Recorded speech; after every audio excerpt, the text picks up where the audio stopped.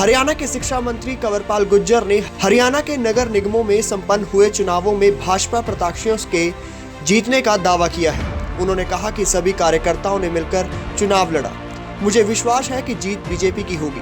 वहीं किसान आंदोलन को लेकर उन्होंने कहा कि प्रजातंत्र में संवाद होता है, लेकिन आंदोलनकारियों के पास कहने को कुछ नहीं है, क्योंकि तीनों कानून किसानों के हित में है।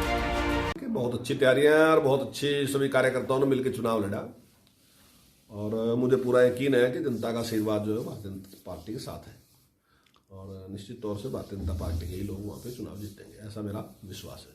सर, जैसे किसान यूनियन थी या लोगों का विरोध का भी सामना करना पड़ा है जी।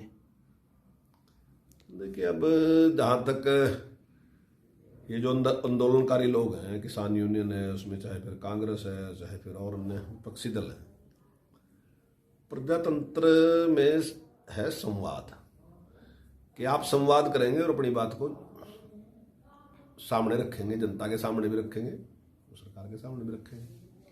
लेकिन किसी भी संवाद के लिए मुझे लगता है कि जो भी आंदोलनकारी हैं वो तैयार नहीं है, क्योंकि उनके पास कहने के लिए कुछ है नहीं। ये तीनों कानून जो हैं वो 100% किसान के हित में है और किसान के हित में नहीं, बहुत लंबे टाइम से इनकी डिमांड रही है कि इस प्रकार से कानून कोई बनने चाहिए। और लगभग 19 साल में ये सारा का सारा एक प्रोसेस चला जिस प्रकार से केंद्र सरकार ने इस प्रकार का एक निर्णय लिया कि इस प्रकार के कानून चाहिए। उस पर कमेटियां गठित हुई, कमेटियों ने अपनी राय भी दी, बहुत से लोगों से उन्होंने बात भी की और वो बात करने के बाद उन्होंने स्टेट को दिया, स्टेट ने उसको पास किया, स्टेट ने पास करने के बाद सेंटर को दिया, सेंटर ने उसको पास किया। और अगर आप पिछली सरकार में भी देखेंगे तो पिछली सरकार का भी बड़ा प्रयास, जो कांग्रेस की सरकार थी उस टाइम जो कृषि मंत्री थे, तो उनका भी प्रयास था, कई चिट्ठियां में उन्होंने लिखी इस प्रकार की, इनके पक्ष में लिखी। तो उस प्रोसेस से निकल के कानून बने और अब जिस प्रकार से विरोध करा, क्योंकि डिमांड किसानों की थी, किसान भी चाहते थे कि किसान, मैंने भी कई बार, हमने भी कहा ये बात और किसान भी कहते थे कि किसान एक ऐसा व्यक्ति है जिसकी चीज की कीमत कोई दूसरा व्यक्ति लगाता है, वो स्वयं नहीं लगाता। तो किसान अपनी चीज की कीमत अपने आप भी लगाए। एमएसपी जो है वो सरकार ने तय कर दिया, वो तो वही है, निश्चित वो एक लग गया। लेकिन कुछ लोग एक नई वैरायटी पैदा करते हैं, अच्छी वैरायटी पैदा करते हैं जिसकी डिमांड है मार्केट में, लोग चाहते हैं, तो उनको एक मौका देना कि वो भी अपनी चीज को अच्छे तरीके से बेच सकें, एक ऐसी मंडी उनको देना, ऐसा एक सिस्टम उनको उपलब्ध कराना। तो वही इस कानून में सरकार ने किया, तो वो पूरी तरह से किसान के हक में है। तो इसीलिए मैं समझता हूं कि ये कहीं भी किसी भी डिस्कशन के लिए तैयार नहीं है। और अब ये कहते हैं कि भाई किसान से पूछना चाहिए था, जो कहते हैं किसान से। अब किसान से तो पूछा गया, उससे बातचीत की गई, जो उसके विशेषज्ञ हैं उनसे बातचीत की गई। आज भी जितने विशेषज्ञ हैं जिनसे भी अभी तक चर्चा हुई, सभी विशेषज्ञों का मानना है कि किसान के हित में है। अब पूछना किससे चाहिए, किसान यूनियन से या पंजाब से जो जत्थेबंदी आई उससे पूछना चाहिए। तो जो लोग 35 अलग अलग जो किसान यूनियन और जत्थेबंदियां हैं वहां इकट्ठी हैं और वो 35 की 35 भी अभी तक एक नाम ऐसा नहीं चुन सके कि जिसको कहें कि जाओ सरकार के साथ बातचीत करके आओ और जो इसका फैसला होगा वो हमारा फैसला होगा। यानी कि ये जत्थेबंदियां स्वयं अपना फैसला इकट्ठे करके नहीं सकते। अगर इनका किसान का इनके लिए इतना बड़ा है तो इन्हें अपना स्वार्थ तो छोड़ना चाहिए ना। लेकिन ये इसमें से एक भी कम करने के लिए तैयार नहीं। 35 के 35 का ये है कि वो कहेंगे हम सारे के सारे इकट्ठे बैठेंगे तब बातचीत करेंगे। हमारे में से एक आदमी बातचीत नहीं कर सकता है, हमारे में से 2 या 4 या 5 बातचीत नहीं कर सकते, हम बातचीत करेंगे। एक तरफ तो वो लोग हैं जिनके पीछे कोई है ही नहीं और एक तरफ वो व्यक्ति है जिसके पीछे 140 करोड़ लोग हैं जिन्होंने फैसला करके उसको देश का प्रधानमंत्री बनाया और सांसद बनाया। और दूसरी बात यह है कि किसने कहा था कानून बनाने के लिए। तो जब कोई आदमी चुनाव लड़ता है, एमपी बनता है, एमएलए बनता है, तो किस लिए बनता है? कानून बनाने के लिए ही बनता है। उसी दिन जिस दिन वोट दी थी उसको, तो इसलिए वोट दी गई थी कि आप जाओ और हमारे हित के कानून बनाओ। तो उनको वोट इस बात के लिए दी थी वो कानून बनाएंगे। अगर वो कानून सही नहीं बनाएंगे तो अगली बार जनता उनको नकार देगी। अब इनके पास कौन सा राइट है कानून बनाने का? इनमें से कई लोग हैं जिन्होंने चुनाव लड़के देखा। तो जब चुनाव लड़े तो मेरा ख्याल इनमें से एक भी लीडर ऐसा नहीं जिसको 3% से ज्यादा वोट मिली हो। अगर गुरुनाम सिंह चुड़ुन्नी जी को देखो तो मेरा ख्याल है इतनी वोट उनको मिली। अगर टकैत जी को देखो तो टकैत जी को भी इतनी लगभग वोट मिली, 3-4-5% के आसपास ही मेरे ख्याल से इनको वोट मिली, इससे ज्यादा वोट मिली नहीं है। तो जनता किसके साथ है? जनता ने सरकार बनाई। अगर किसान 70% किसान है, अगर 70% किसान चुड़ूनी जी के साथ है, उसको अपना लीडर मानता है, तो वो MLA MP न होते। और अगर कैथ जी के साथ है तो कैथ जी भी होते। और ये जोड़ से दूसरे पंजाब से अगर इनके साथ है तो इनमें से भी कोई ना कोई होता। लेकिन क्यों नहीं है? क्योंकि जनता का समर्थन इनके साथ है। ठीक है, 35 संगठन है, वो मिलके वहाँ उन्होंने बरगलाने का काम किया। और मेरा मानना है कि ये किसान के हित में नहीं बल्कि किसान के खिलाफ वहाँ पे काम कर रहे हैं। धीरे धीरे जनता की समझ में आएगा। मेरा मानना है कि कानून बनाया सरकार ने, आप 2 साल तक उसको इम्प्लीमेंट करके तो देख लो। 2 साल के बाद उसके फायदे नुकसान आपको नजर आएंगे, किसान को भी नजर आ जाएंगे। और अगर वो किसान के खिलाफ है तो निश्चित तौर से आप आंदोलन भी कर सकते हो। वैसे तो सरकार ही अपने आप उसको ठीक कर देगी, और सरकार नहीं करेगी तो आप आंदोलन भी कर सकते हो। लेकिन अभी तक तो कोई लागू ही नहीं हुआ। लागू होने से पहले ही आपने उसके इतने नुकसान गिना दिए, इतनी उसके आलोचना कर दी, जो काम 19 साल में किया। और आपने कहा कि और बातचीत के लिए तर्क कोई नहीं, आप एक ही बात कहते हैं, सारे के सारे लोग एक ही बात कह रहे हैं कि पहले इनको वापस लो, उसके बाद बातचीत करेंगे। तो फिर बातचीत क्या करोगे आप तो पहले ही कह रहे वापस लो, यानी कि किसी बात के लिए तैयार नहीं है। और मेरा मानना है कि प्रजातंत्र में संवाद ही सबसे बड़ी चीज है। और अगर इनके पास कोई तर्क है, मैं दावे के साथ कहता हूं, हम भी एक स्टेज पे आते हैं, ये भी एक स्टेज पे आओ। उसी स्टेज पे किसान यूनियन होगी, उसी स्टेज पे कांग्रेस होगी, उसी स्टेज पे अन्य विपक्षी दल होंगे, और उसी स्टेज पे सरकार की तरफ से आदमी होगा। ये अपनी शंकाएं जाहिर कर दो, हम उसका समाधान कर देंगे। अगर हम उसका समाधान नहीं कर सके तो निश्चित तौर से फिर गलत है, इसमें कुछ ना कुछ गलती है। तो लेकिन संवाद तो करोगे ही, लेकिन संवाद के लिए तैयार नहीं। अब कहीं भी कोई घटना होगी, अगर इस प्रकार से आप कानून व्यवस्था को खराब करोगे, मान लो कहीं भी कोई, अगर मान लो मैं भी बोलता हूं तो अभी आपका ये चलेगा, तो आप देखना कमेंट क्या होंगे। मतलब कोई भी आदमी अगर बोलता है तो उसको गालियां लिखनी शुरू कर देते हैं उसी टाइम। आप कमेंट को देखो कि क्या भाषा है इनकी कमेंट करने की, तो उस भाषा में सबके ऊपर कमेंट करना शुरू कर देते हैं। बातचीत इनके पास करने के लिए कुछ है नहीं, ना ये अपनी बात रख सकते हैं। बस एक ही है कि किसान बर्बाद हो जाएगा, किसान का सत्यानाश हो जाएगा, किसान बंधुआ मजदूर बन जाएगा। अब कोई पॉइंट नहीं है बंधुआ मजदूर बनने का, बता नहीं सकते क्यों बनेगा। जब कॉन्ट्रैक्ट फार्मिंग में साफ लिखा है कि एक फसल से लेके 5 साल तक का कॉन्ट्रैक्ट हो सका, और वो कॉन्ट्रैक्ट केवल और केवल फसल का है सका। अगर उसको कितना भी पैसा अगर देना हो किसान को, कॉन्ट्रैक्टर का, तो वो उसकी जमीन कुड़क नहीं कर सकता, उसकी जमीन नहीं ले सकता, कोई कानून ही नहीं ऐसा ले सकता है। और केवल कॉन्ट्रैक्ट में ऐसे कानून बनाए जो किसान के हित के हैं, जो कॉन्ट्रैक्ट तो पहले भी, कॉन्ट्रैक्ट फार्मिंग तो पहले भी चल रही है, तो उसके ऊपर विचार करते हैं सरकार ने कहा कि इस तरीके के कानून बनाएंगे ताकि जो किसान के फेवर के हो, सारे जो है फेवर के। अभी आ जाओ किसी स्टेज पे आओ, बताओ कौन सा किसान के खिलाफ है? एक भी किसान। अब स्टॉक की बात है, अगर स्टॉक की बात छूट दी तो बुराई क्या करी? जिस दिन एक पहला टाइम था, आज से 50 साल पहले था, हमारे पास अनाज ही कम था, तो ठीक है, उस टाइम हमने कहा कि भाई अभी स्टॉक नहीं कर सकते। लेकिन आज तो हमारे पास 1.5 गुना से भी ज्यादा है, जितनी हमारी जरूरत है उसका 1.5 गुना से भी ज्यादा अनाज है हमारे पास। तो अगर कोई व्यक्ति उसको ठीक तरीके से स्टॉक करता है और उसको प्रोसेस करके कहीं विदेश में भी बेचता है, कहीं उसको बेचता है, तो वो अच्छा है, उसको नष्ट होने से बजाय। अगर वो बर्बाद हो जाएगा, आज रोजाना आपके चैनल पे, आपके अखबार में रोज आता है कि फलानी जगह गेहूं खराब होगी, या दूसरी कोई फसल चीज खराब होगी, या बाजरा खराब होगा, या सरसों खराब, कोई भी चीज है जो भी हमने खरीद रखी वो खराब होगी। खराब होने से मतलब केवल पैसे का नुकसान नहीं है, हमारे रिसोर्सेज हैं वो भी तो नष्ट होते हैं। आखिर हमने पहले चीज पैदा करी, उसको हमने बर्बाद कर दिया। बात केवल पैसे की नहीं है, हमारे रिसोर्सेज लगे उसके ऊपर, उसके लिए वो भी नष्ट होते हैं हमारे। तो वो ठीक तरीके से सुरक्षित रहे। आज जितने सरकार सुरक्षित रख सकती है ठीक है, अगर दूसरे लोग भी उस फील्ड में आएंगे तो ज्यादा फायदा होगा। और मैं ये कहता हूं कि जब उस फील्ड में ज्यादा लोग आएंगे तो निश्चित तौर से किसानों को फायदा होगा, चाहे ग्राहक बढ़े, चाहे उस फील्ड में दूसरे लोग आए।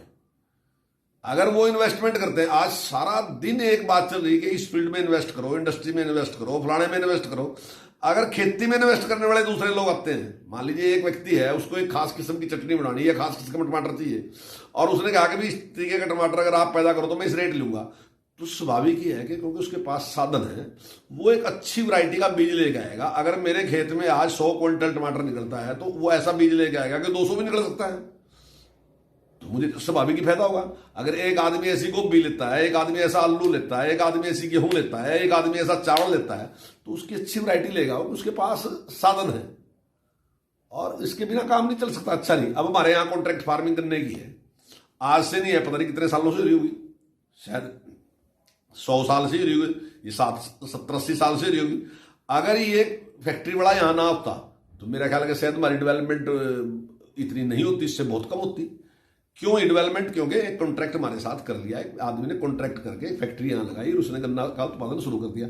और अगर ये ना होता तो हम गुड़ बनाते हैं, तो गुड़ को हम कहाँ तक बेच सकते हैं? हमारे पास तो साधन नहीं है इतने कि हम उसको आगे लेके चले जाए, लेकिन इसके पास साधन है, इसके पास पूंजी है, तो ये हमारे गन्ने के भी हमें भी कीमत ठीक देता है और ये अपने आप भी उसमें से कुछ पैसा कमाता है। तो ये उसकी चीनी बनाता है, यहाँ से दूसरे प्रदेशों को भी लेके जाता है और बाहर विदेशों में भी बेच के आता है। मुझे ये फायदा है कि मुझे अपने गन्ने की सही कीमत मिली और इसको ये फायदा है कि इसने मेरे से गन्ने लेके इसने भी ठीक पैसे कमाए। लेकिन अगर मैं इसी बात से दुखी हूं कि इसने क्यों कमाए, तो मेरा ख्याल कैसे चल नहीं सकता। दुनिया ऐसे चलेगी, कुछ मजदूर को कुछ मिलेगा, कुछ किसान को मिलेगा, कुछ इंडस्ट्रियलिस्ट को मिलेगा, सबको फायदा तब होगा तब कोई काम चलेगा।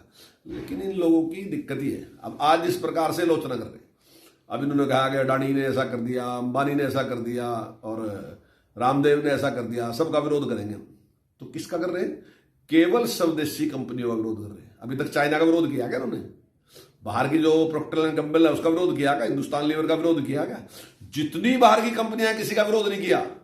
महात्मा गांधी जी ने विरोध किया तब विदेशी कंपनियों का विरोध किया था। ये पहला ऐसा आंदोलन है जो उनसे देशी कंपनियों का विरोध कर रहा कि ये क्यों है।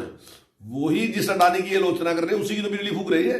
आज उसी से तो इनका पंखा इनका गीजर चलता है, आज उसी से तो लाइट चलती है। वही अडानी है जो हमें 7 रुपए 20 पैसे जो बिजली मिल रही थी, आज वो लगभग 2.5-3 रुपए में बिजली दे रहा। तो अगर उसने अच्छा पैदा किया तो हमें क्या दिक्कत है उससे? हमें फायदा है उससे। अगर अडानी ने दी हमारे से, अगर वो कोई अच्छा खोज करता है, अब जियो के खिलाफ है कि जियो ने रेट बढ़ा दिया, तो जियो सर ने सर्विस अच्छी दी। अगर आज वो देश में काम कर रहा है, हमें क्या दिक्कत है? अगर उसकी बजाय वोडाफोन यही काम करता तो वोडा मारा है, रिलायंस मारा है। आज देश के ऊपर एक बहुत बड़ी विपत्ति आई, कोरोना आया या उसकी वजह से बड़ी दिक्कत आई, तो पैसा किसने दिया?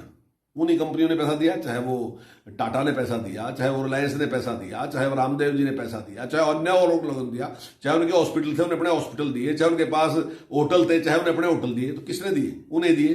जरा इनसे पूछो किसान यूनिवर्सल के जो चाइना से कंपनियां हैं उन्होंने कौन कौन सा होटल दिया था, उनसे पूछो जो उनसे दूसरे देशों से कंपनियां थी उन्हें क्या क्या दिया था। तो ये लोग हमारे लोग हैं, इन्होंने दिया।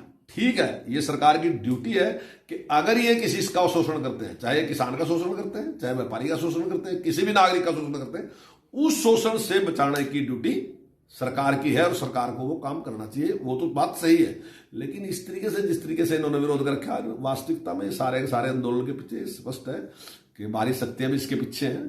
ठीक है, कुछ लोग वो हैं, कुछ लोग सरकार के लोग हैं और कुछ लोग ऐसे इनोसेंट लोग हैं, सज्जन लोग हैं जिनको पता नहीं, जिनको ने डरा रखा। तो ये है, और जो नेतृत्व है वो उन्हीं लोगों के हाथ में है जो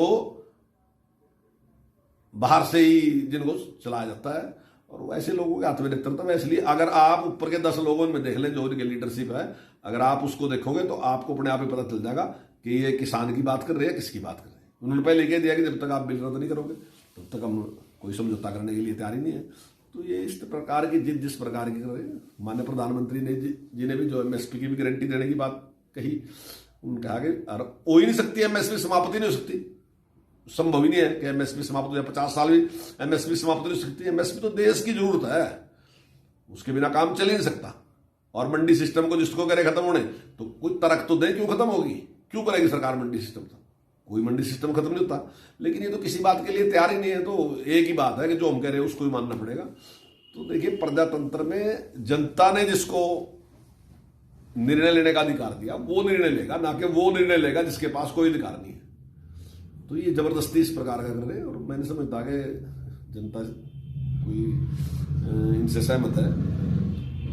सर, जैसे एक ही भाषा बोलते हैं कि कानून वापस लोगे तब तक हम बात ही नहीं करेंगे, तो मतलब ये रास्ता कैसे निकलेगा बीच में से? नहीं, मैंने यही बात कही ना कि कोई तर्क तो है ही नहीं पास अपने। मैं अब भी कहता हूं कि एक मंच पे आए, किसान यूनियन भी आ जाए, इनकी जो जत्थेबंदी है वो भी आ जाए, और इसके साथ कांग्रेस भी आ जाए और विपक्षी दल भी आ जाए, सारे के सारे एक मंच पे आ जाए, अपना कोई प्रतिनिधि भेज दे और एक तरफ सरकार का प्रतिनिधि बैठेगा। ये अपनी सारी शंकाएं करे, सरकार उसका जवाब देगी। अगर वो शंका ऐसी बचती है कि जिससे किसी का भी नुकसान होने के चांसेस हैं, तो मैं तो एक साथ कहता हूँ सरकार उस पर विचार करेगी तुरंत। पर कहो तो सही, बताओ तो सही, और ओपन में करो। मैं समझता हूं कि कमरे में बैठ के बहस ना करो, मैं कहता हूं टीवी चैनल में करो बहस। सारे हिंदुस्तान देख लेगा ना किसकी बात सच है किसकी बात झूठ है, सारी दुनिया देखेगी, उसके सामने बहस हो जाएगी। तो करो बहस, उस बात पे आ जाओ। लेकिन अभी सेशन बुलाया था तो कांग्रेस ने बहस करने की बजाय वॉकआउट करना पसंद किया, वॉकआउट करके, जबकि सरकार ये कह रही कि अनलिमिटेड टाइम है, आप कितनी टाइम ले लो, लेकिन आप बताओ क्या गलती है इसमें, क्या कमी है कानून में। लेकिन बहस करने की बजाय बाहर चले गए।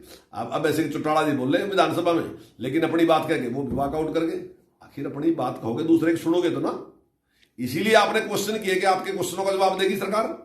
तो जब सरकार जवाब देने की बारी आई तो आप बाहर उठ के चले गए। तो ये कौन सा लोकतंत्र है? ये तो लोकतंत्र के खिलाफ है, लोकतंत्र की हत्या कर रहे हैं लोग। ये लोकतंत्र के प्रति इनका कोई विश्वास नहीं, इनका विश्वास सिर्फ इस बात पे है कि ये जो कहें वही सही है। लेकिन जनता ने इनको कोई ऐसा मैंडेट नहीं दिया, जनता का कोई इनके ऊपर विश्वास नहीं, इसलिए जो भी कुछ कर रहे हैं ये बिल्कुल गलत तरीके से कर रहे हैं और देश के किसानों को गुमराह कर रहे हैं। और मेरा देश के किसानों से एक ही अनुरोध है कि बिल्कुल भी इनके बहकावे में ना आवे। ये देश में अव्यवस्था फैलाने वाले लोग हैं, केवल अव्यवस्था फैलाने के लिए ही इन्होंने सारा षड्यंत्र रचा। और भोले वाले किसानों को आगे करके, जैसे पहले भी इस देश में जब लड़ाइयां लड़ी जाती तो कुछ लोग ऐसे थे गाय को आगे करते थे कि गाय को आगे करके लड़ाई लड़ते थे। आज बिल्कुल उसी तरीके से कुछ षड्यंत्रकारी लोग जो देश की एकता और अखंडता के खिलाफ है, वही लोग लीडर बन के भोले वाले किसानों को आगे कर रहे कि भाई आप आगे हो जाओ और आपके ऊपर कोई बल प्रयोग करेंगे और फिर उसके बाद हम उसका वो करेंगे। लेकिन वास्तविकता में इनका किसान के साथ कोई हमदर्दी नहीं है। अगर हमदर्दी होती तो निश्चित तौर से इन तीनों कानूनों का स्वागत करते हैं। इसमें सर जैसे बीजेपी के कार्यक्रम होते हैं, यहाँ तक प्रशिक्षण शिविर संगठन का भी काम हो, वहाँ भी ये किसान यूनियन विरोध करने पहुंच जाती। देखिए अब कोई तुक नहीं है इस बात का भी, कोई औचित्य नहीं है इस बात का कि सभी पार्टियां अपना संगठन का काम भी करेंगी, सारे काम करेंगे। ये कौन सा तरीका है कि जाके आप वहां विरोध करना शुरू कर दो, नारेबाजी करनी शुरू कर दो? किस बात के लिए कर रहे हैं? आप जाओगे बैरियर पे बैठ जाओगे और बैरियर पे कहोगे हम टोल नहीं लेने देंगे। अब ठीक है, सरकार चाहती है कि भाई बातचीत के साथ ही आराम से बात सुलझे, नहीं तो फिर बाद में सरकार को उस तरीके का निर्णय लेना पड़ेगा।